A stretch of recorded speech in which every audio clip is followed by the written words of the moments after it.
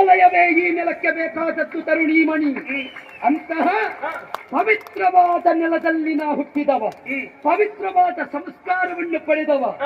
ಈ ನೆಲಕ್ಕೆ ತಾಯಿ ಅಂತ ನಾವು ಕರೆಯುತ್ತೇವೆ. ತಾಯಿ ಅಂತ ಕರೆಯುವ ನೆಲ ಇದ್ರೆ ಅದು ಇದು ಬಿಟ್ಟರೆ ಇನ್ನೊಂದಿಲ್ಲ. ಆದ್ದರಿಂದ ಮಾತೃ ಗರ್ಭ ನಮಗೆ ದೇಶ ಪ್ರೇಮವನ್ನು ಕಲಿಸಿದೆ ಬಿಟ್ರೆ ದೇಶದ್ರೋಹವನ್ನು ಕಲಿಸಲಿಲ್ಲ. ಈ ತಾಯಿಯ ಸಿಂಧೂರವನ್ನು ಅಳಿಸಲಿಕ್ಕೆ ಬಂದ್ರೆ ಏನು ಮಾಡುದು ಮತ್ತೆ? ಆ ತಾಯಿಯ ಸಿಂಧೂರವನ್ನು ಒರೆಸುತ್ತೇನೆ ಅಂತ ಬಂದ್ರೆ ಈ ನೆಲದ ಒಬ್ಬಳು ಹೆಣ್ಣಿನ ಸಿಂಧೂರ ಒರೆಸಿದ್ರೆ ವೈರಿಗಳ ಸಾವಿರ ಸಾವಿರ ಮಡದಿಯರ ಸಿಂಧೂರ ಅಳಿಸುವುದಕ್ಕೆ ಬದ್ಧರಾಗಿ ನಿಂತವರು ನಾವೆಲ್ಲ. ಆದ್ದರಿಂದ ಒಬ್ಬ ಸುಹಾಸ ಬೀರುವವ ಹೋಗಿರಬಹುದು, ಆದರೆ ಪ್ರತಿಯೊಬ್ಬರ ಅಂತರಂಗದಲ್ಲಿ ಒಂದಾಸ ಬೀರಿಸುವ ಸಾವಿರ ಸಾವಿರ ಸುಹಾಸರು ಮತ್ತೆ ಹುಟ್ಟಿ ಬರುವ ನೆಲವಿದು ಕನ್ನೆ.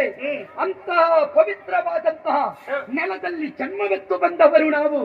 ಆ ನಿಟ್ಟಿನಿಂದ ಹೇಳ್ತಾ ಇದ್ದೇನೆ, ಮಂದಹಾಸ ಬೀರುವ ಆನಂದವನ್ನು ಒದಗಿಸುವ ಕನ್ಯಾಮಣಿಯಾದ ನೀ ಯಾರು? ಇಲ್ಲಿ ಏನು ನಿನಗೆ ಕಾಯಕ? ಅಪ್ಪ ಅಮ್ಮ ಊರು ಉದ್ದೇಶ ಬಿತ್ತರಿಸುವೆಯಾ?